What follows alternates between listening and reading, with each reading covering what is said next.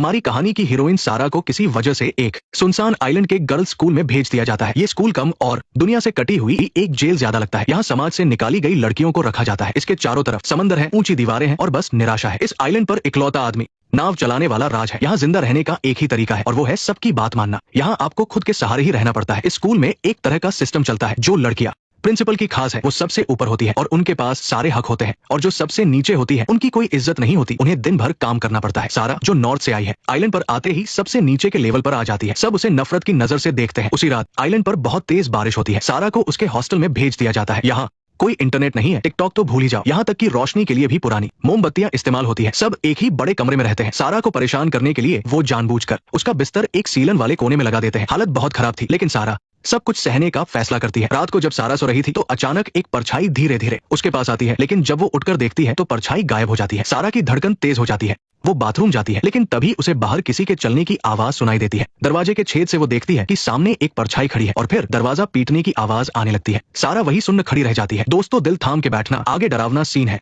मेरी तो जान ही निकल गई। सारा के साथ बुलिंग होती है। उसके ऊपर बहुत ही बदबूदार कचरा डाल दिया जाता है जो उसके बालों से टपकने लगता है। अंधेरे में लड़कियों के हंसने की आवाज आती है और ये सब किसी और ने नहीं बल्कि प्रिंसिपल की सबसे खास लड़की रिया ने किया था। ये वही लड़की है जो दिन में सारा को स्कूल के अंदर लेकर आई थी। अगले दिन वो सारा को काम पर लगा देते हैं। दिन में पूरे स्कूल की साफ सफाई करना, पानी भरना और रात को पूरे हॉस्टल में मोमबत्तियां जलाना। पानी भरते वक्त पहली बार ये सब करने की वजह से सारा के हाथ में लोहे की चेन से गहरी चोट लग जाती है और खून बहने लगता है। खुशकिस्मती से राज वहां आ जाता है। वो अपने कपड़े का एक टुकड़ा फाड़कर उसके घाव पर बांध देता है। इससे सारा को पहली बार यहाँ अच्छा महसूस होता है। रात को मोमबत्ती जलाते वक्त सारा की मुलाकात स्कूल की लेडी डॉन रिया से होती है। सारा के हाथ पर बंधा वो कपड़ा देखकर रिया की आंखें गुस्से से लाल हो जाती है, क्योंकि राज उसका बॉयफ्रेंड था। ये देखकर रिया पूरी तरह पागल हो जाती है। आधी रात को जब सारा गहरी नींद में थी, रिया एक चाकू लेकर छुपते हुए हॉस्टल में घुसती है ताकि वो उसे मार सके, लेकिन अचानक दरवाजा अपने आप बंद हो जाता है। रिया झटके से पीछे मुड़कर देखती है, लेकिन सब कुछ शांत था। उसे लगता है कि ये उसका वहम है, लेकिन जैसे ही वो नीचे देखती है उसे दिखता है कि दो हाथों ने उसे कसकर पकड़ा हुआ है। उसी वक्त दरवाजा खुलता है और पीछे एक परछाई खड़ी होती है जो दूर जा रही थी। रिया समझ नहीं पाती और उस परछाई का पीछा करने लगती है। अंधेरे गलियारे से होते हुए वो सीढ़ियों के पास पहुंचती है। उसे लगा कि कोई उसके साथ मजाक कर रहा है, लेकिन दोस्तों, आगे बहुत ही भयानक सीन आने वाला है। परछाई एक चेतावनी देकर वहां से चली जाती है, लेकिन धुंधले में रिया को इतना समझ आ जाता है कि उसने स्कूल के ही कपड़े पहने थे। तो अगले दिन वो अपनी सहेलियों मोना और जिया को लेकर सारा के पास पहुंच जाती है। मोना सबके सामने